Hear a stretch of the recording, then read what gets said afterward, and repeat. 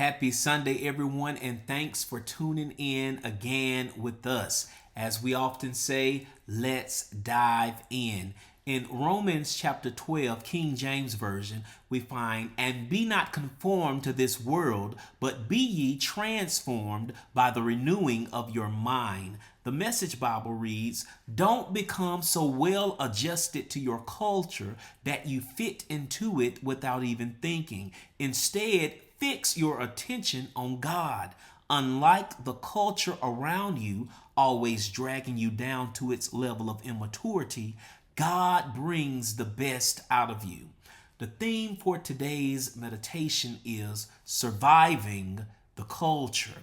When we examine the word culture, we find that it deals with the ways of life of a particular nation, people, or group. And I've encountered many people who are indeed cultured. They've visited various places and they sampled several cuisines and they are knowledgeable of various ethnic lifestyles.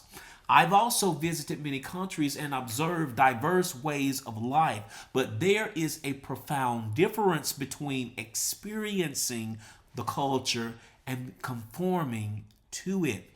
But unfortunately, we often find that individuals are easily influenced by the cultures encompassing them. Sadly, people tend to do what they see others do, or they speak what they've heard others say. But the text instructs us not to conform to the ways of the world. Let us not forget that evil communications corrupt good manners.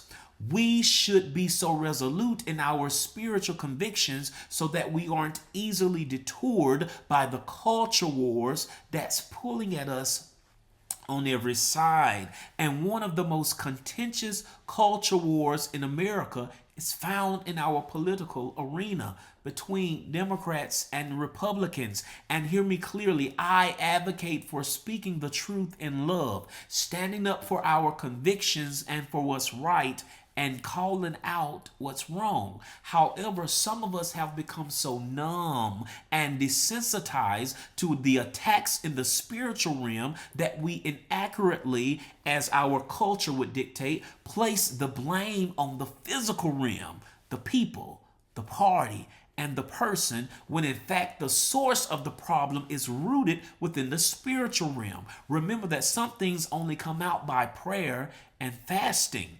The people, the person, and the party are only vessels, pawns, and means that the enemy often uses to accomplish his evil work. We should not be so easily rattled in a physical sense that we forget and neglect the basic fundamental principles of our Christian faith, that God is and always will be sovereign. He is omnipotent, all powerful. He is omniscient, all knowing, and he is omnipresent everywhere at the same time. For we are God's workmanship, created in Christ Jesus unto good works. I implore you, survive the culture. How we respond and react will always differ from what the world does, while we look not at the things which are seen, but at the things which are not seen. For the things which are seen are temporal, but the things which are not seen are eternal. Survive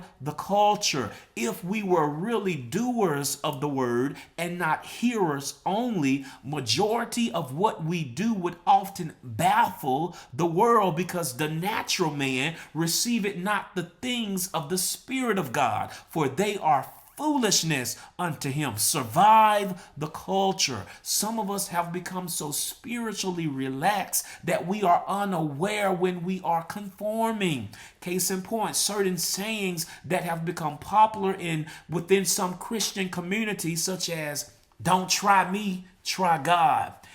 I wish I had more time to deal with this, because we are often accused of being overly spiritual when we call these things out. But the truth of the matter is, some of us are not spiritual enough. In this season, we cannot afford to take our foot off the gas. The enemy is subtle, cunning, and often presents things as if they are trivial and insignificant. But those small things often lead to catastrophic consequences. I'm sure Adam and Eve would probably agree. Survive the culture. If this bless you, please like and share. And until next time, we love you. We're praying for you. And have a great week.